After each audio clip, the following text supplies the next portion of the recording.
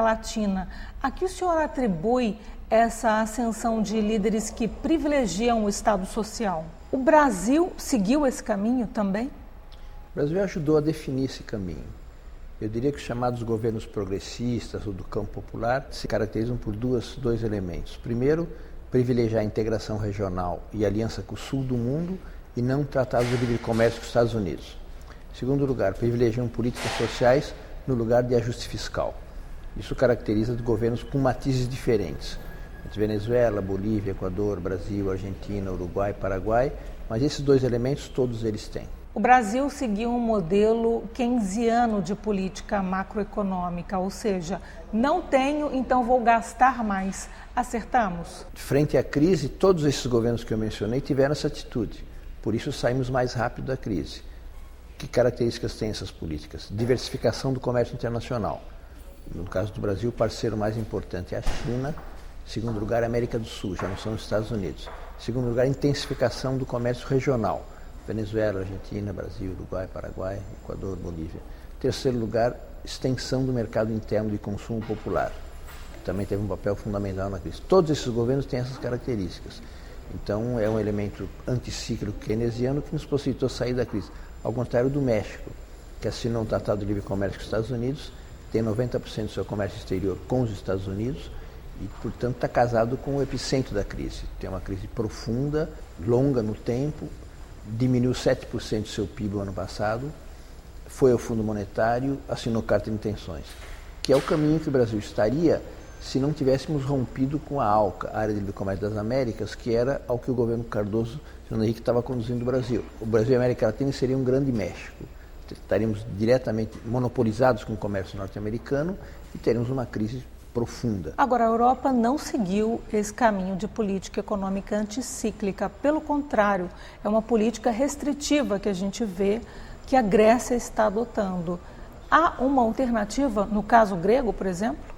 Não é só a Grécia, a Espanha, a Alemanha, a França, não, mas outros países preventivamente que não estão na chamada lista dos PIGs, preventivamente baixaram um pacote recessivo brutal, até porque a integração europeia definiu um limite do déficit público e todos eles na crise injetaram dinheiro de todo jeito para tentar reativar a economia, inclusive socorrer os bancos. E com isso a França tem um déficit de 8, tem que baixar para 3. Alguns já explodiram a economia, no caso que você mencionou, a Grécia, a Espanha. Isso significa o quê? Significa o que o Brasil fez na crise de 99. A taxa de juros no Brasil, no governo Fernando Henrique Serra, subiu para 48%. Quer dizer, vem um impulso recessivo e você aumenta a recessão, aumentando a taxa de juros. O Brasil tem os juros mais altos do mundo. Existe opção à política restritiva? Tanto a alternativa que nós adotamos e saímos da crise. Se tivéssemos tomado a atitude do governo anterior, nós estaríamos... Aquela crise de 99 se prolongou até o começo do governo Lula, que é o que vai acontecer com a Europa, porque são adeptos da política de livre comércio, da política do Estado mínimo. São centrados a sua política no mercado e não na regulação e não na intervenção estatal.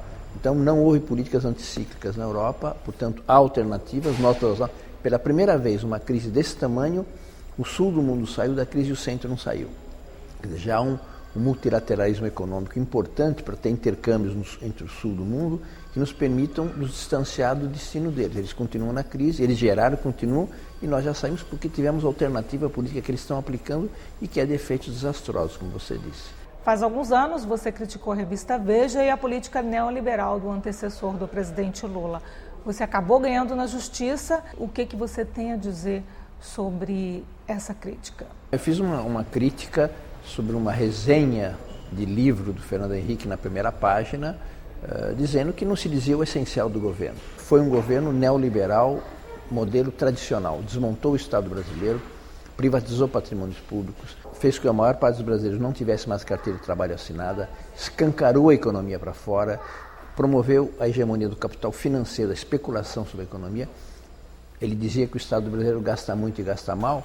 Saímos do seu governo com o Estado gastando 11 vezes mais do que gastava. Então foi um desastre total. E a política de juros altos que continuou? Nesse sentido, somos uma economia mista? Baixou muito.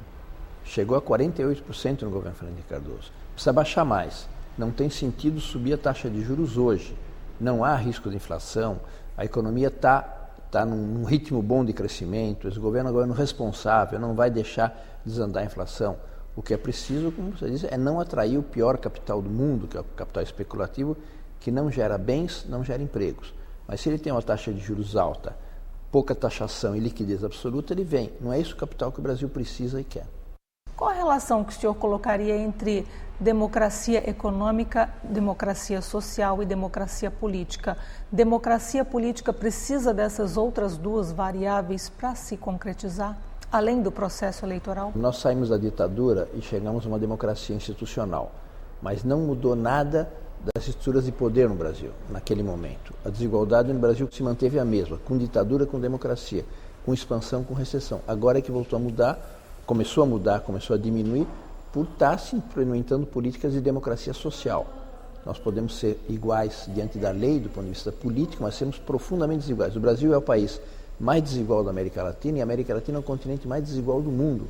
Então nós temos ainda uma ditadura social com democracia política.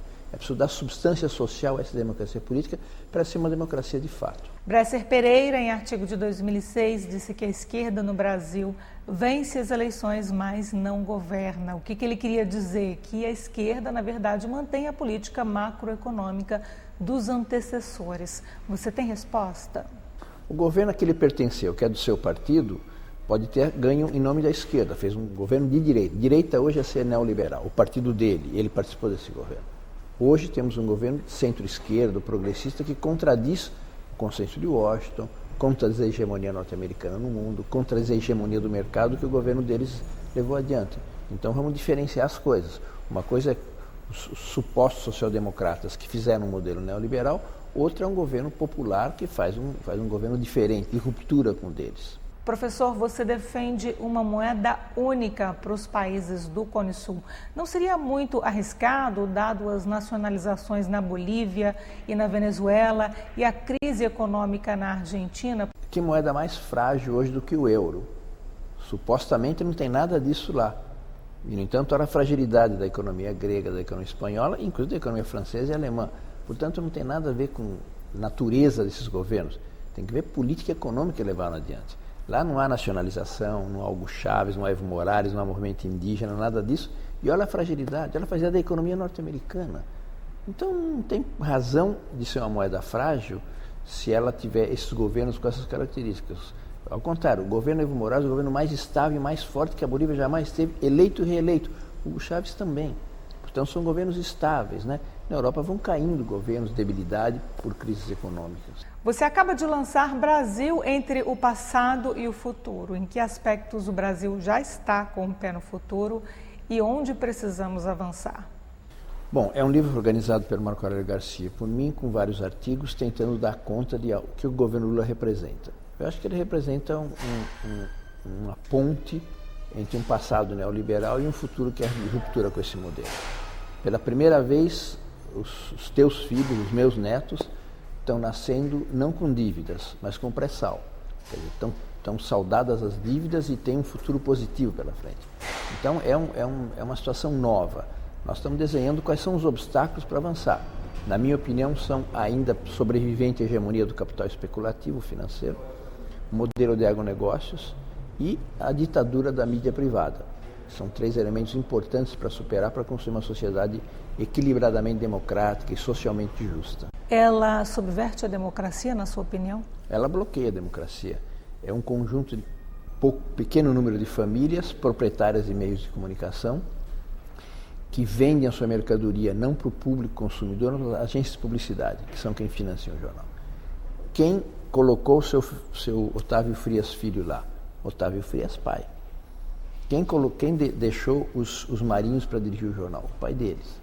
Quer dizer, não há democracia interna nos jornais. Além do mais, como eu digo, o financiamento é feito pelas grandes agências de publicidade. Não é feito pelo público, não é feito por instâncias sociais, não é feito pela compra do leitor. Então, é um mecanismo viciado, vicioso.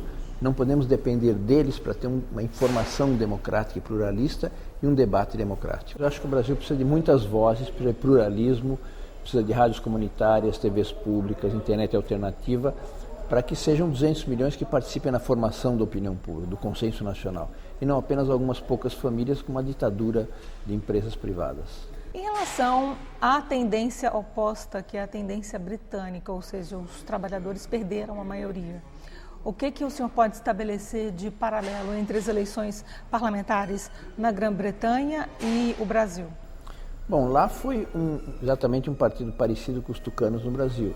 Social-democrata que aplicou uma política, herdou uma política neoliberal da Thatcher e aplicou e aprofundou essa política neoliberal. Se desgastou, perdeu sua base social e foi rejeitado pelo eleitorado. No Brasil é uma política distinta, uma política que privilegia a esfera social, uma política que não está alinhada com as guerras norte-americanas como esteve o governo de Tony Blair. Então o governo tem prestígio internacional e apoio interno. Professor, você publicou uma frase no seu site Carta Maior na internet que diz o seguinte: Europa à direita, América Latina à esquerda. Queria que você explicasse o significado dessa frase. A Europa foi vencedora na globalização. Eles monopolizaram mais o poder, concentraram riqueza e por isso eles não querem mudar nada. Estão bem de vida, acham que os únicos problemas vêm de fora. Terrorismo e imigração, como se fosse inventado por nós. Enquanto nós somos perdedores na globalização. Por isso nós queremos mudar a nossa sociedade e mudar o mundo. E por isso tendemos a votar à esquerda, eles tendem a votar à direita. Mas é claro que a casa ainda precisa ser arrumada. Que políticas ainda precisam ser feitas em termos de reforma no parlamento? Quebrar a hegemonia do capital financeiro, que significa redução forte da taxa de juros, para não atrair esse tipo de capital. Dar um peso muito forte à pequena e média empresa no campo, que é quem produz alimentos no mercado interno, quem gera emprego. Trabalhar na perspectiva de democratizar os meios de comunicação. Fazer uma reforma do parlamento de tal maneira de que a representação do país seja muito mais equitativa do que ela é atualmente. Ela concentra uma representação nos estados menores, onde tem menos população. Consolidar o financiamento público de campanhas. Acho que é um conjunto de reformas que são indispensáveis a ser feitas. Professor Emir Sader, chegamos no final da nossa conversa. Queria agradecer de novo por você nos ter recebido na sua casa no Rio de Janeiro. Obrigado a você.